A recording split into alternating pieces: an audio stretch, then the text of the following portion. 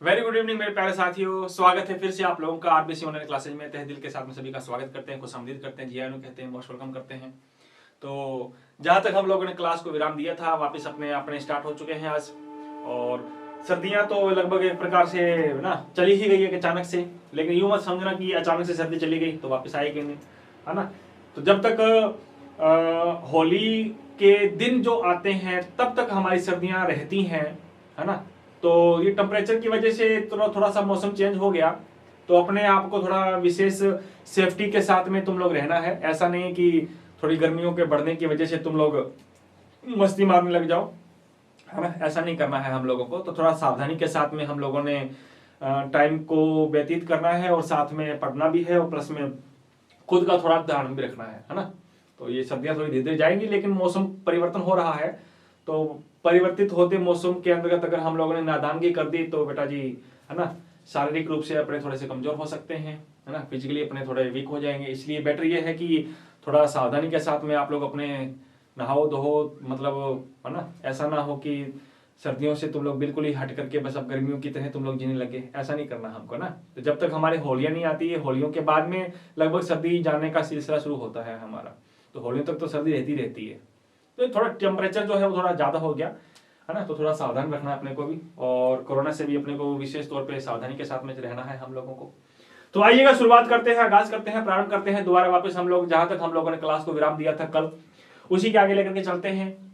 तो जल्द ही तुम लोगों के लिए भी लाइव क्लास लेकर के आएंगे बेटा जी। जितने क्लासेस तुम लोगों की, एक ही क्लास हुई है लाइव, है ना, तो लाइव लेकर के आएंगे आप लोगों के, चिंता मत कीजिए, है ना। क्योंकि जब तक आप लोगों के एग्जाम लगभग ऑलमोस्ट अप्रैल में होंगे एग्जाम आपके, तो अभी तक आपके पास में पूरे 2 महीने पड़े हैं। तो 2 महीने में आप लोगों ने अच्छी तरह से तैयारी करनी है, बड़े तरीके से तैयारी करनी है आपको।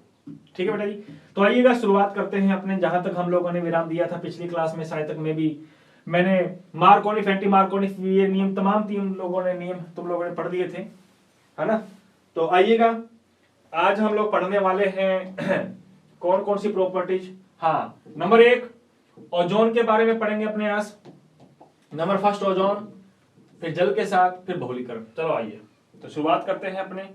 चलिएगा मेरे प्यारे साथियों, तो अगली बात करते हैं अपने।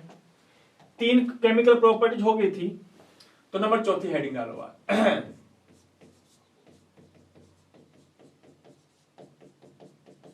React with ozone. O3 का नाम क्या बेटा? ओजोन से क्रिया, ओजोन नाम है इसका। क्या नाम है? ओजोन, ठीक है ना। हाँ, ओजोन, ठीक है ना। हाँ अच्छा, आओ करें शुरुआत, इजाजत है आपकी, आ जाओ। तो क्या है मेरे प्यारे साथियों, आप किसी एल्कीन को लेके आ जाओ और उस एल्कीन के विक्रिया करवाओ आप ओजोन के साथ। कोई भी एल्कीन लेकर के आ जाओ उस एल्कीन के विक्रिया करवाना ओजोन के साथ, तो आपका बेटा जी एक बीच में प्रोडक्ट बनता है जिसका नाम है ओजोनाइड।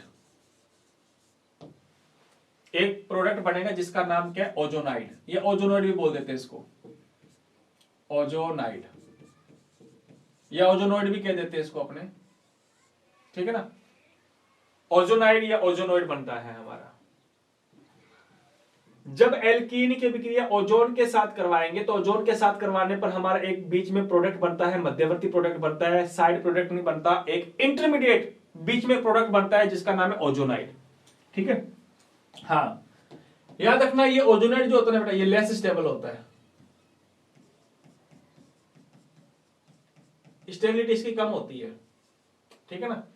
लिख देता हूं मैं, स्थायी तो कम स्थायी होता है, ये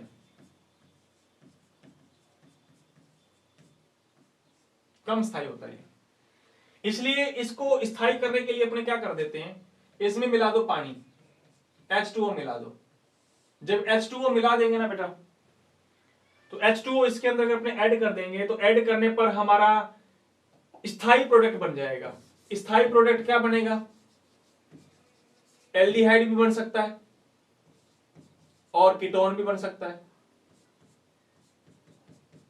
एल्डिहाइड या कीटोन बन जाएगा।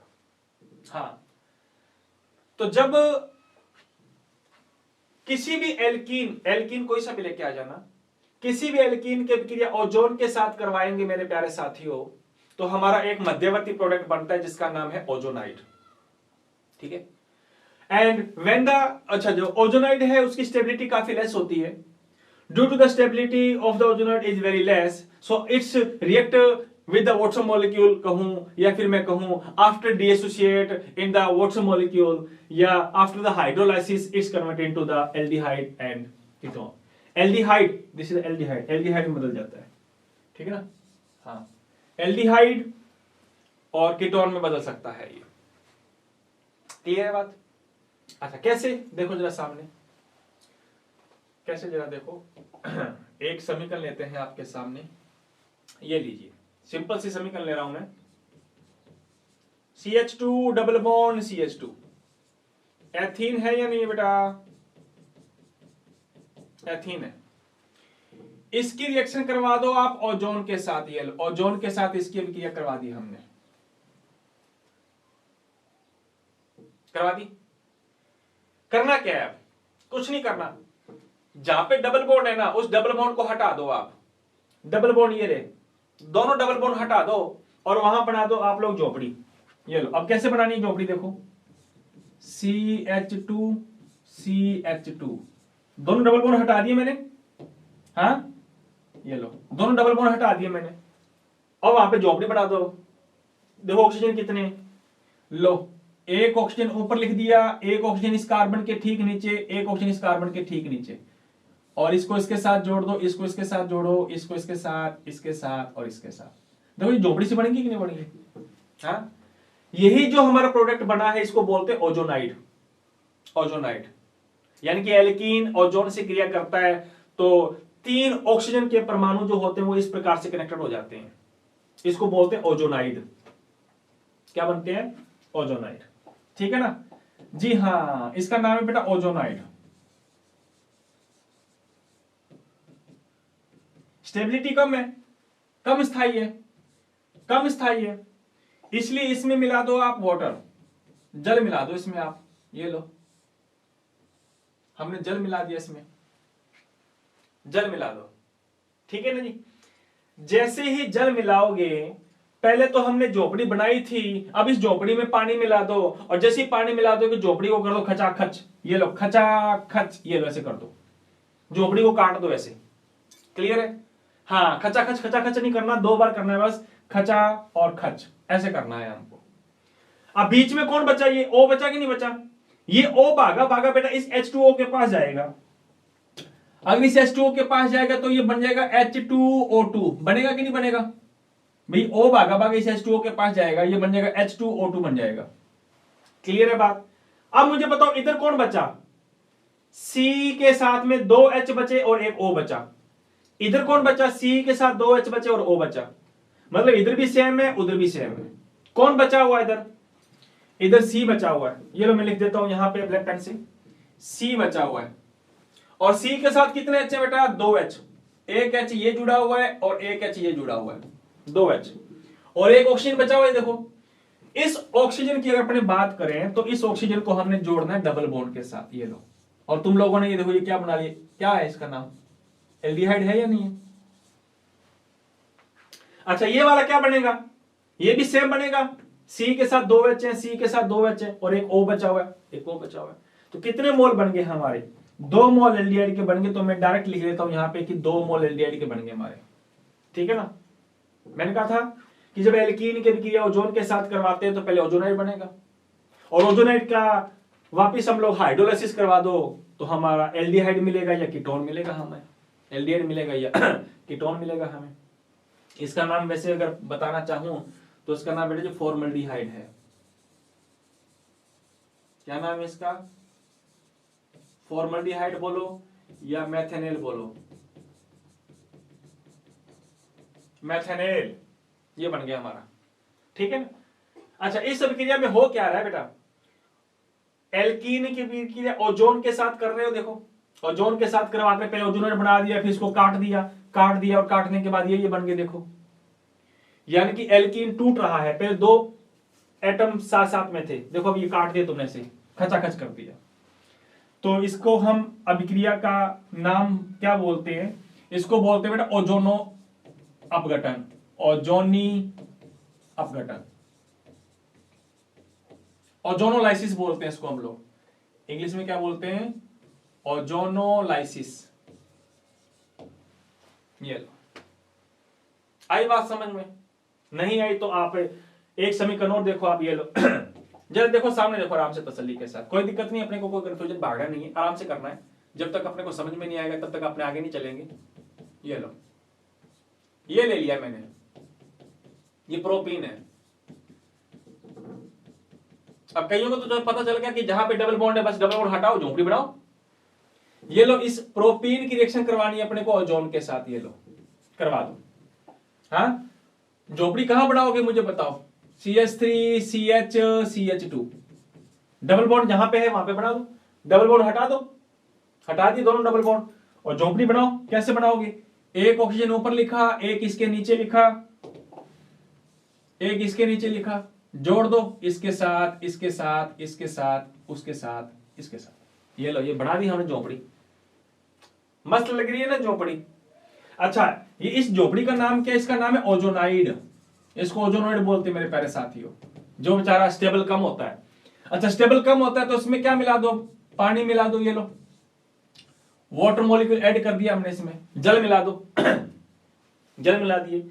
अब जैसे झोपड़ी में जल मिलाओ तो कर दो खचा खच, ये लो खचा खच, ऐसे करना। देखो झोपड़ी वैसे काटना, ध्यान रखना, खचा खच 2 बार करना है, एक बार इधर से खचा खच, ये लो खचा खच कर दो।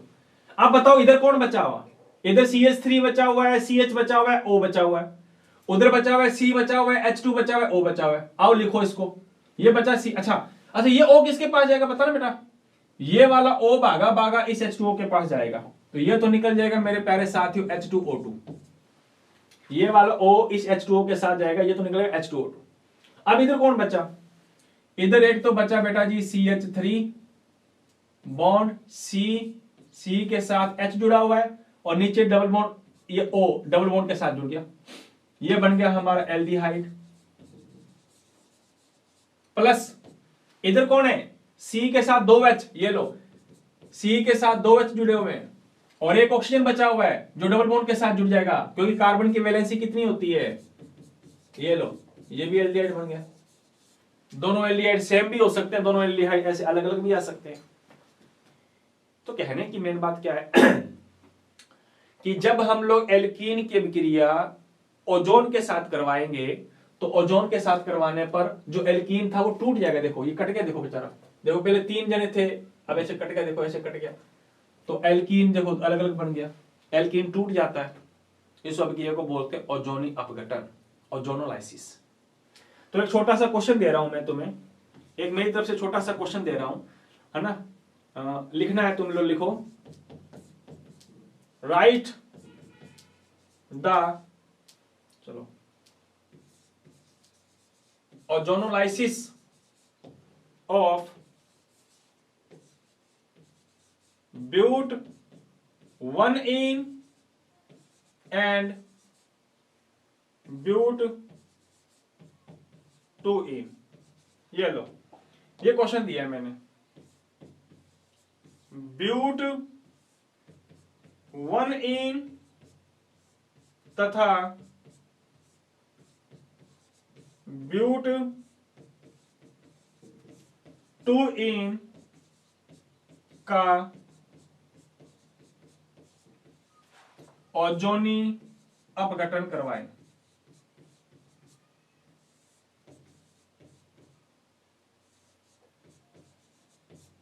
ओजोनी अपघटन करवाओ।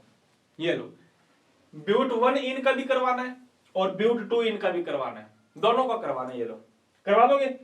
तो ये समीकरण तुम लोगों को खुद को कॉपी में लिखनी, ध्यान रखना, दोनों को करवाने। देखो ब्यूट 1ene क्या होता है तुम्हें पता होना चाहिए, ब्यूट 2ene क्या होता है ये भी तुम्हें पता होना चाहिए, क्योंकि हम लोगों ने तमाम बातें अच्छी तरह से पढ़ी हुई हैं।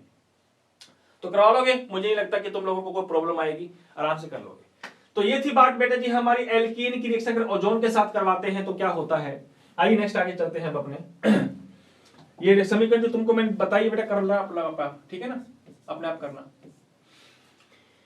नंबर नेक्स्ट कौन सी थी, ओजोन के साथ वाटर के साथ देखो अपने ना, हाँ H2O से क्रिया, रिएक्ट विद H2O, जल से क्रिया, H2O से क्रिया, ठीक है ना। हाँ, जल से क्रिया करवा रहे हैं, करवाएं क्या, आ जाओ एल्कीन लेके आ जाओ, एल्कीन में मिला दो पानी, आज ब्लू है पानी पानी, है ना, ये लो मिला दो पानी वाटर में नहीं, एल्कीन में मिला दो वाटर। तो एल्कीन की रिएक्शन अगर जल के साथ करवाते हैं तो रिएक्शन होती नहीं है, क्योंकि ये पानी में घुलते नहीं है, पानी में घुलते थोड़ा ना यार।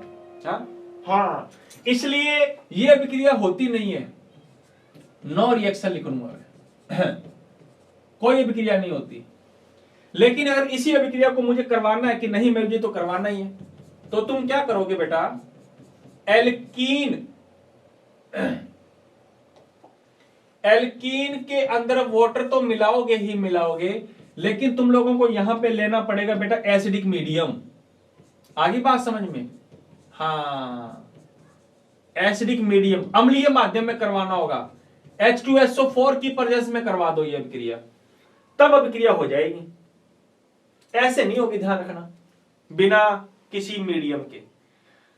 तो जब एल्कीन की रिएक्शन अगर हम वाटर के साथ करवाते हैं तो आसानी से होती नहीं है, but when alkene is hydrolysed in the presence of the water, in the presence of the acidic medium, जब इसका हाइड्रोलाइजेशन हो जाता है एसिडिक मीडियम में, तो मेरे प्यारे साथियों किसका निर्माण होगा, एल्कोहल का निर्माण होगा, ध्यान रखना,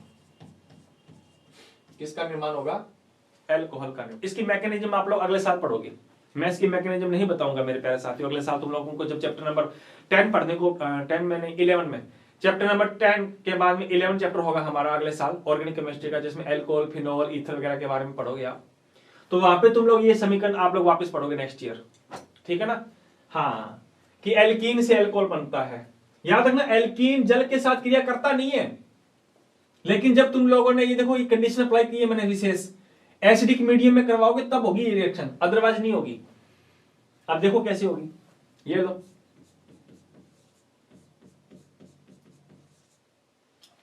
इसकी रिएक्शन करवाई मैंने वाटर मॉलिक्यूल के साथ, ये लो वाटर को ऐसे लिख लेता हूं HOH।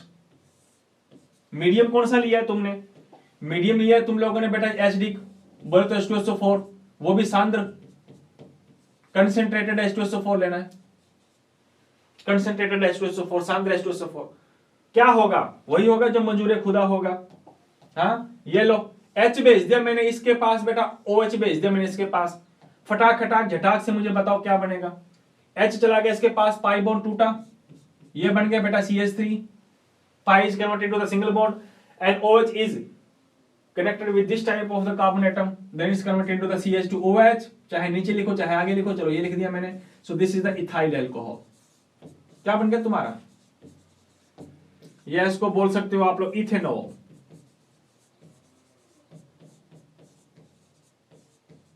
एथेनॉल है या नहीं है, मदिरा, हाँ ये मदिरा यही है हमारी, ये मदिरा बनती हमारी नहीं बल्कि जो पीने वाला है मदिरा, बोले तो शराब, जी हाँ, हाँ ढक्कन खोल दे कलाली मारी बोतल रो, है हाँ। इथाइल अल्कोहल बेटा ये जो ड्रिंक के रूप में किया जाता है इस्तेमाल, वो ये वाला अल्कोहल होता है। वैसे अल्कोहल तो कई टाइप के होते हैं, लेकिन जो ड्रिंक के रूप में इस्तेमाल किया जाता है अल्कोहल जनरली, है ना, वो ये वाला किया जाता है ना, नशे के रूप में जो पीते हैं लोग, तो इसका इस्तेमाल किया जाता है, ठीक है।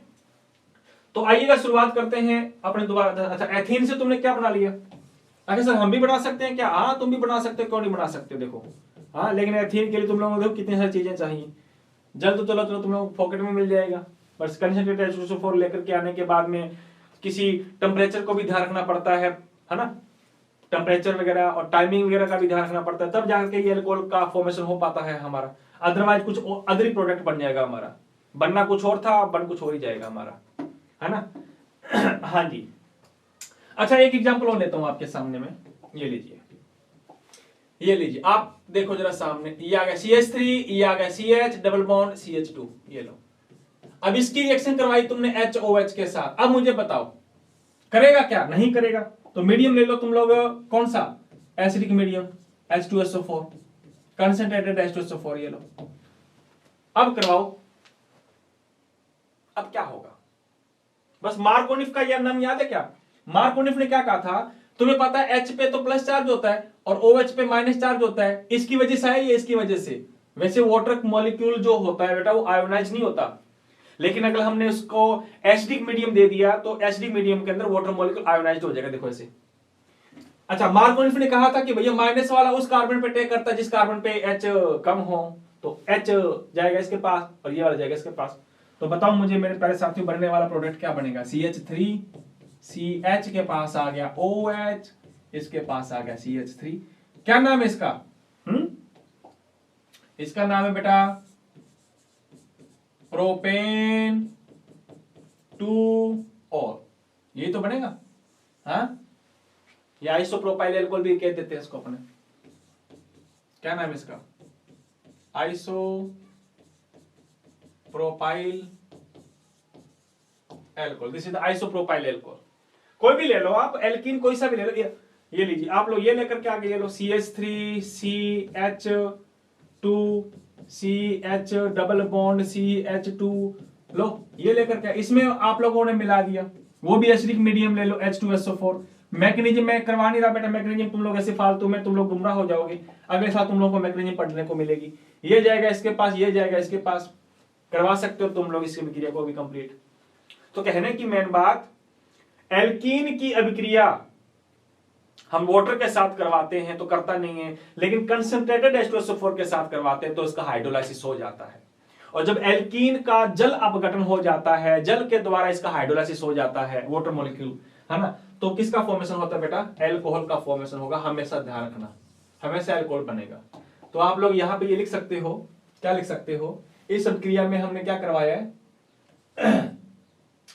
एल्कीन का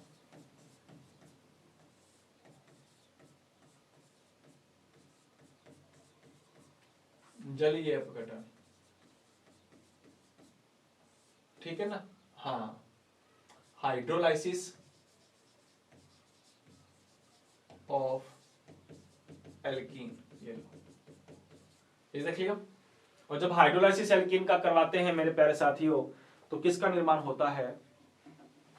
हाँ, तो एल्कोहल का निर्माण होता है हमारा। कोई दिक्कत नहीं आएगी, आ जाओ। तो ये पॉइंट हो गए हमारे बेटा, कितने पॉइंट हो गए? 5 पॉइंट हो गए। और कौन सा पॉइंट बच गया हमारा जो हम लोगों ने किया नहीं? हाँ, वाटर के साथ, अच्छा पॉलीमराइजेशन करना है अपने को आगे। आ जाओ आगे देखते हैं हम अपने पॉलीमराइजेशन। लास्ट में फाइनल टॉपिक है हमारा बेटा केमिकल प्रॉपर्टीज का नंबर 5।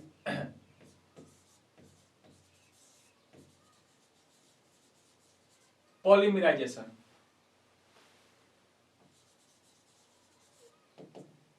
पॉलीमराइजेशन का मतलब है बहुलीकरण। आ जाओ, पॉलीमराइजेशन। पॉलीमराइजेशन का मतलब क्या होता है? देखो देखो जरा सामने देखो, मान लो एक अणु ये रहा, एक अणु ये रहा, एक अणु ये रहा। देखो ये सारे अलग अलग पड़े हैं अभी। मान लो मैंने एक स्ट्रक्चर बनाई आपके सामने। देखो ये जितने भी हैं वो सारे अलग अलग हैं या नहीं है? अकेले अकेले हैं सारे, अभी आपस में जुड़े हुए नहीं है। ये जब आपस में जुड़े हुए नहीं है बेटा, जब ये छोटे छोटे हैं बेटा, है ना, स्मॉल है, मैं लिख देता हूं यहां पे, ये सारे स्मॉल है, छोटे छोटे कण है, ये छोटे अणु है। अगर छोटे अणु है तो मुझे लगता इनका मास क्या होगा? कम होगा, द्रव्यमान भी कम होगा, इनका द्रव्यमान भी कम होगा, है ना। तो इनको हम क्या कहते हैं? इनको कहते हैं मोनोमर। इनको कहा जाता है बेटा मोनोमर। मोनोमर का मतलब एकलक। एकलक का मतलब होता है सिंगल यूनिट, सिंगल यूनिट। देखो ये अकेली यूनिट है, अकेली है, ये भी अकेली है, ये सारी की सारी इकाइयां अलग अलग हैं, ये कोई भी किसी के साथ में जुड़ी नहीं है इकाई, अकेली अकेली इकाई है सारी के सारी। ये सारे के ये भी मोनोमर है, ये भी मोनोमर है, ये भी मोनोमर मोनोमर मोनोमर मोनोमर, सारे के सारे मोनोमर है ये सारे के सारे, एकलक इकाइयां हैं सारी के सारी, है ना। अच्छा ये सारी आपस में जोड़ दी मैंने, सारी आपस में जुड़ गई। अब जब ये सारी आपस में जुड़ गई ना तो आपकी एक बड़ी इकाई बन गई, ये लो ये लो एक बड़ी इकाई बन गई, ये लो मैं लिख देता हूं, ये लो। अब एक ये लार्ज मॉलिक्यूल बन गया, बोले तो वहत अणु बन गया। वहत का मतलब बड़ा, वहत अणु बन गया, पहली बात।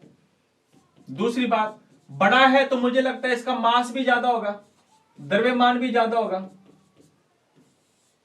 है या नहीं है। इसको हम क्या कहते हैं, इसको कहते हैं पॉलीमर। पॉलीमर पॉलीमर का मतलब होता है बेटा बहुलक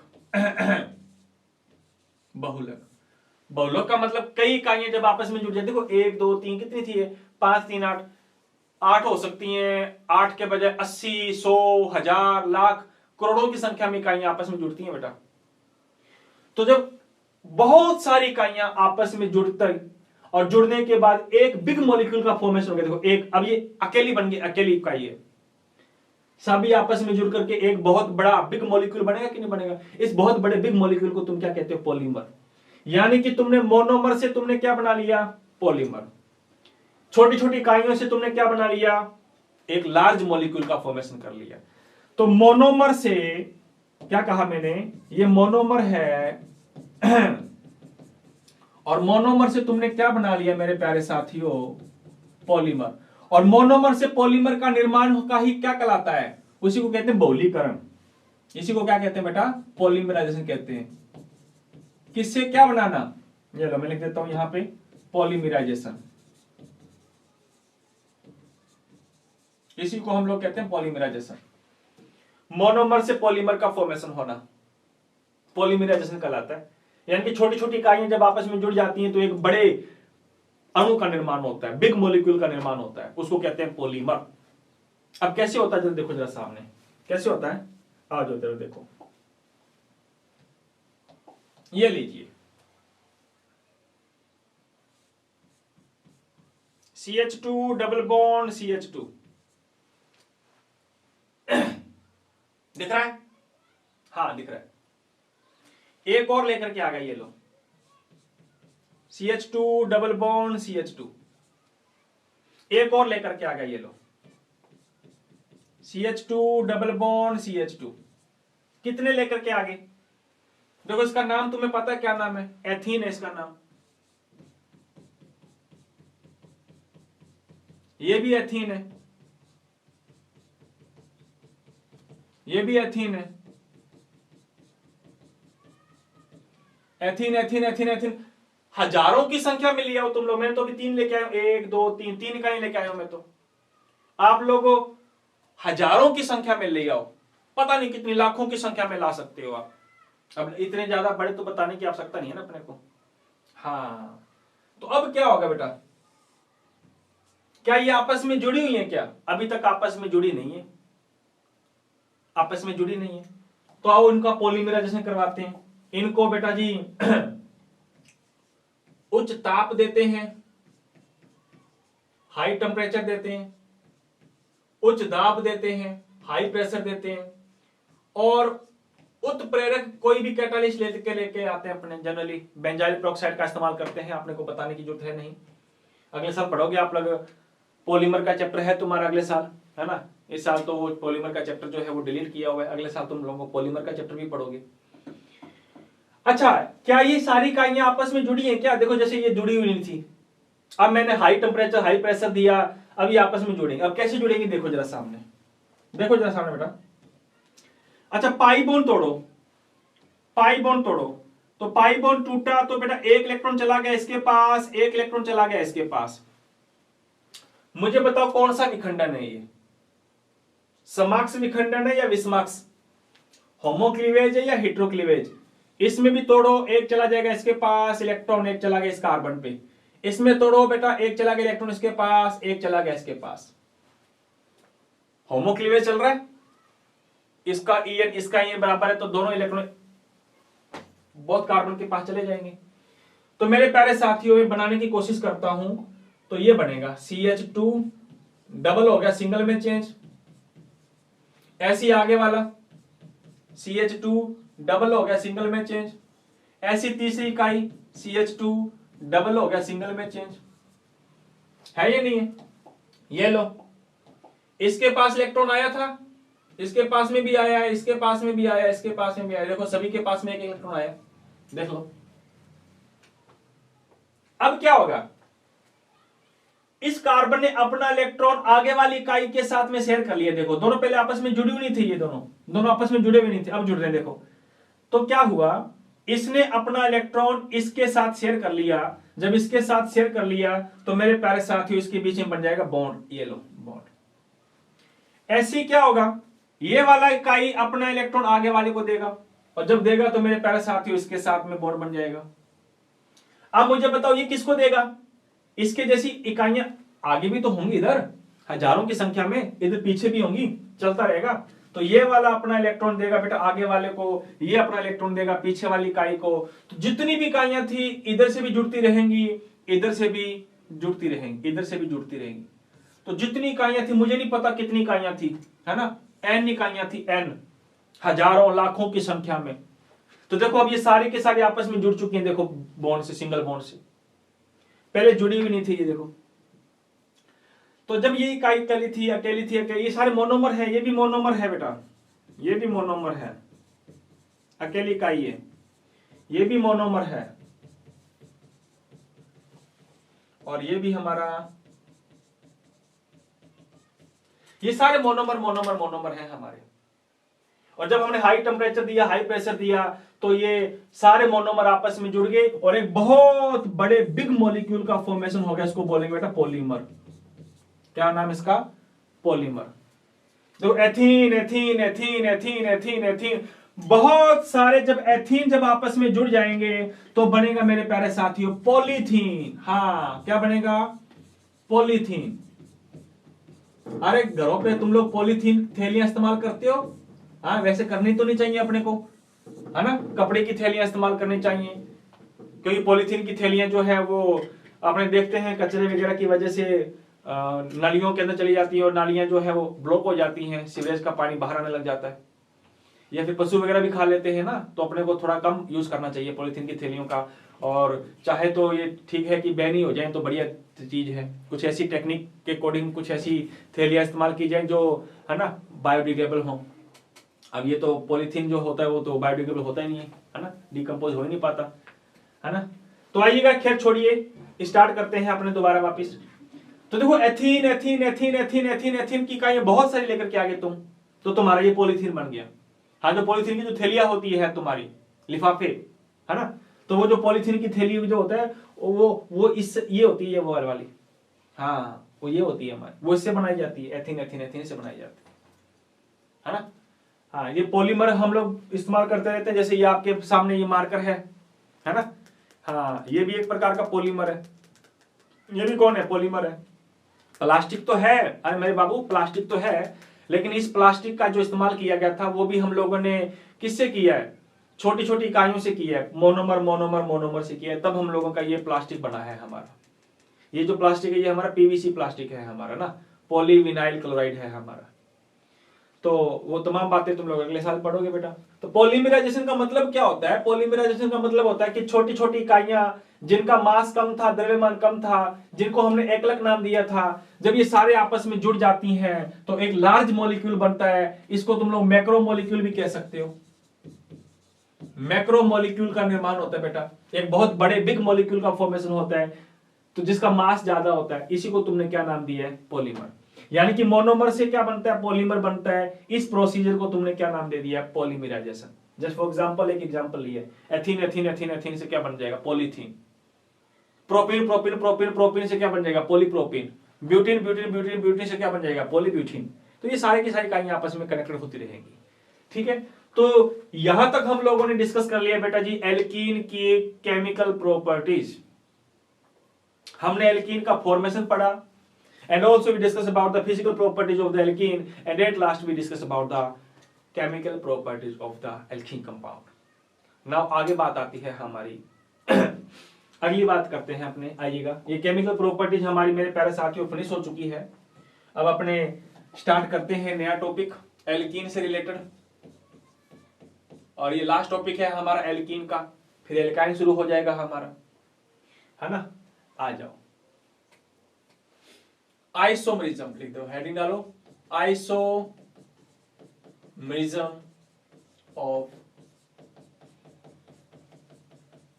एल्कीन। एल्कीन की समावयवता, एल्कीन की समावयवता। देखो एल्कीन का मतलब मैंने तुम्हें बताया था कि जिसमें एटलीस्ट कार्बन कार्बन के बीच में डबल बॉन्ड होना चाहिए, है ना। हाँ, तो याद रखना मेरे प्यारे साथियों, जैसे ये मैं तुम्हें पढ़ाऊं आपके सामने, मैं पहले भी तुम लोगों के सामने पढ़ाता आ रहा हूं। जैसे ये लिया तुम लोगों ने, ए गत्ता ये ले लिया बेटा, ए गत्ता ये ले लिया, ये लो। अच्छा, इस तरफ तुमने इसको कर दिया, ये पेंट कर दिया इस तरफ लाल, ये लो। लाली मेरे लाल की जिद देखो बित लाल, लाली देखन मैं गई, मैं भी होगी लालम लाल, ये लो, ये लीजिए। अच्छा, इन दोनों के बीच में लगा दिया एक स्क्रू, एक इधर भी लगा दिया स्क्रू, दो कीलें ठोक दी तुमने इसके अंदर। अब ऊपर वाले को स्टेबल करो, क्या तुम इसको घुमा पाओगे? क्या फ्री रोटेशन है क्या इसमें? घुमा ही नहीं पाओगे, घूमेगा तो पूरा घूमेगा ये, है बिल्कुल यार। ये लो, एक इधर और बनाते हैं अपने, ये लो, ये लीजिए, अभी करके तो आए हो तुम, ये लीजिए।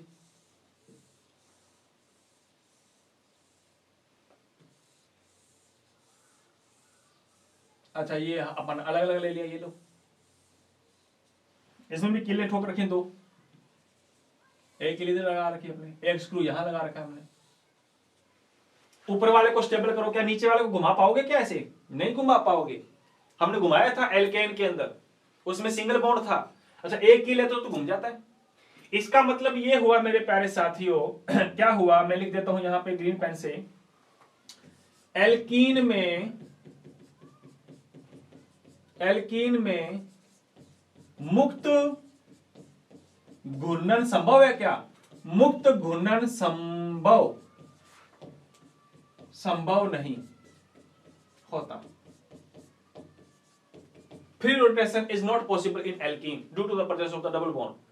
एल्कीन में डबल बॉन्ड होता है, तुम्हें दिख रहा है डबल बॉन्ड, इसलिए इसमें फ्री रोटेशन पॉसिबल नहीं होता है, या नहीं है। इसको घुमा नहीं पाओगे आप लोग, नहीं घुमा पाओगे, और इसको भी तुम लोग घुमा नहीं पाओगे, रोटेट नहीं कर पाओगे आप। इसका मतलब इसको इसमें चेंज नहीं कर सकते, इसको इसमें चेंज नहीं कर सकते। हाँ, सिंगल होता सिंगल बॉन्ड तो घुमा करके उसको में बदल देते, उसको घुमाते तो इसमें बदल देते। बट एल्कीन में डबल, अच्छा तीन डबल बॉन्ड लगा दो, तीन लगा दो, पॉसिबल नहीं, दो में घूम रहा तो तीन चार पांच में कैसे घूमेगा, है ना। तो डबल बॉन्ड का मतलब है एल्कीन, ट्रिपल बॉन्ड का मतलब है एल्काइन। तो ना तो एल्कीन में फ्री रोटेशन होगा ना एल्काइन में होगा। इसका मतलब यह हुआ कि एल्कीन में मुक्त घूर्णन संभव नहीं, इसलिए ये स्वरूपण समावयवता नहीं दिखाते हमारी, है नहीं है। कन्फॉर्मेशनल आइसोमरिज्म शो नहीं करते जो एल्केनों ने की थी।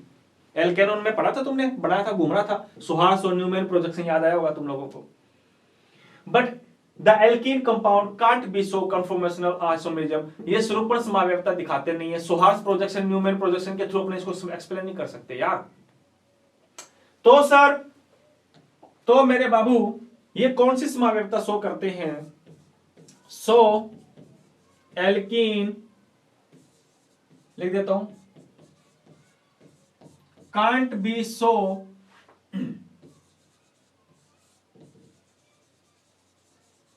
Conformational isomerism.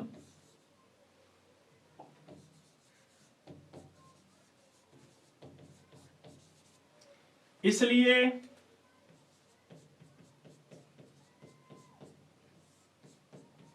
एल्कीन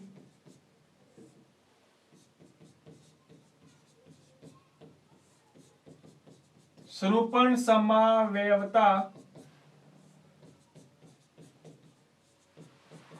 प्रदर्शित नहीं करते। अगर ये स्वरूपण समावयवता प्रदर्शित नहीं करते तो क्या करते हैं? दे आर सो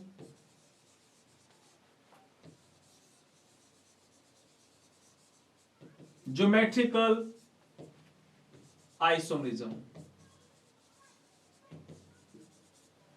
ये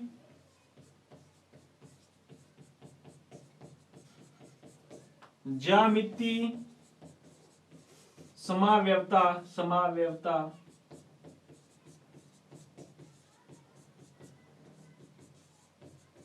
प्रदर्शित करते हैं। ठीक है ना? हाँ, देखो ज्योमेट्रिकल की जगह तुम लोग कॉन्फ़िगरेशन भी लिख सकते हो, पर कॉन्फ़िगरेशन अपने काफी डीप में चला जाएगा मामला। हाँ, विन्यासी समावयवता, क्योंकि ज्योमेट्रिकल आइसोमरिज्म जो है वो विन्यासी समावयवता का एक पार्ट है। तो अपने तो सीधा लिख लो बेटा, ज्योमेट्रिकल आइसोमरिज्म शो करते हैं। ये कौन सी शो नहीं करते? बताया मैंने आपको सामने भी कि ये स्वरूपण समावयवता नहीं दिखाते। दिखाते कौन सी है? ज्यामितीय समावयवता दिखाते हैं।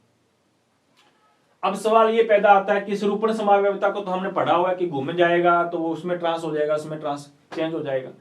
अब ये ज्यामितीय समावयवता क्या होती है? हाँ, तो आइएगा हेडिंग डाल लेते हैं जल्दी से, अपने ज्यामितीय समावयवता को समझते हैं। क्या होती है ज्यामितीय समावयवता?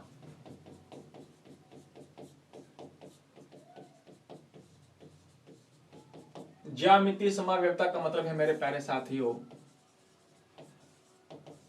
ज्योमेट्रिकल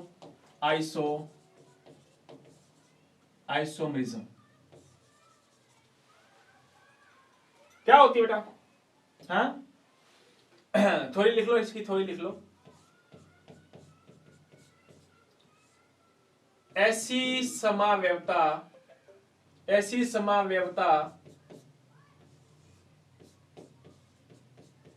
जिसमें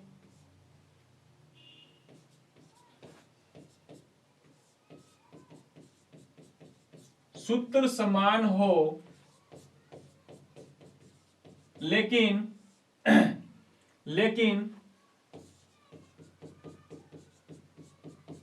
ज्यामिति के ब्रैकेट में एक बात लिख लेना, विन्यास।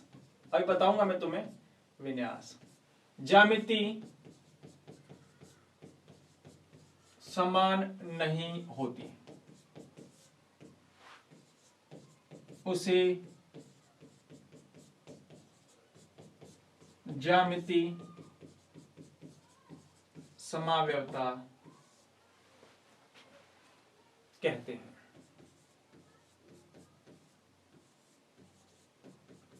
क्या कहते हैं उसको ज्यामितीय समावयवता कहते हैं अपने। क्लियर है बात? हाँ जी, ज्यामितीय समावयवता कहते हैं। एक बात और लिख लो इसमें, यदि नहीं करेंगे, इसमें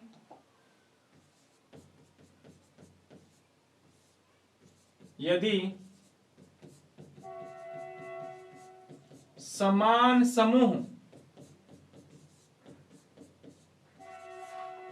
एक तरफ हो तो उसे सिस का मतलब है CIS, सिस बोलो या समपक्ष तथा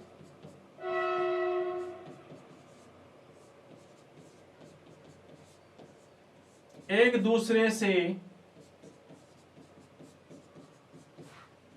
विपरीत हो तो उसे ट्रांस के ब्रैकेट में लिख देना बेटा विपक्ष।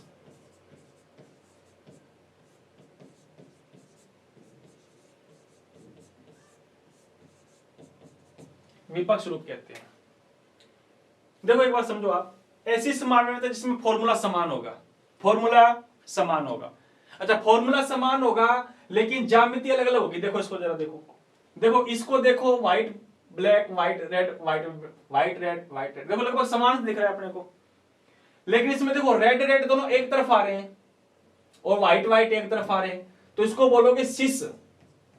इसमें देखो व्हाइट व्हाइट एक दूसरे के ऑपोजिट हो गए, एक दूसरे के ऑपोजिट हो गए, और ये रेड रेड एक दूसरे के ऑपोजिट हो गए, इसको बोलोगे ट्रांस, है या नहीं, इसको बोलोगे ट्रांस। वही मैं लिखवाया कि अगर समान समूह एक तरफ है तो उसको सिस कहते हैं, सिसोइड बोल सकते हो आप लोग इसको, समपक्ष, और एक दूसरे के विपरीत हो उसको तो हम लोग ट्रांसोइड बोल सकते हैं, विपक्ष रूप कहते हैं अपने। जैसे ये देखो, ये सिस फॉर्म है और ये हमारी ट्रांस फॉर्म है। बात आगे समझ में?